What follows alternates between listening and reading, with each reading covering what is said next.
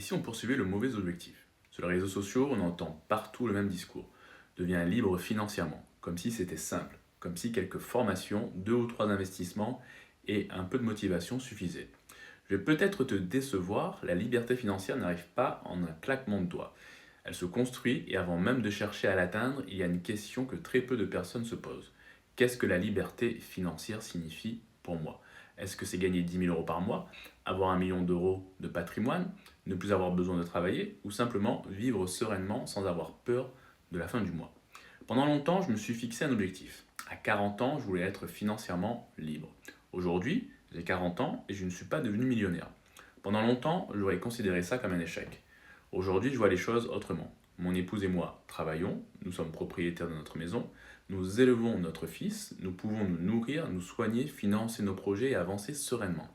Alors oui, j'ai encore des objectifs patrimoniaux, mais j'ai compris que la liberté financière n'est pas seulement une question de montant sur un compte bancaire, c'est aussi la capacité à faire des choix, à protéger ce que l'on construit, à préparer l'avenir plutôt que le subir. Dans mon métier, je rencontre des personnes qui gagnent très bien leur vie et qui vivent dans l'angoisse, et d'autres, avec des revenus plus modestes, qui dorment sereinement parce qu'elles ont anticipé. Le patrimoine ne sert pas seulement à accumuler de l'argent, il sert à gagner en liberté. Mais cette liberté se construit avec une stratégie, de la régularité et du temps, pas avec des raccourcis.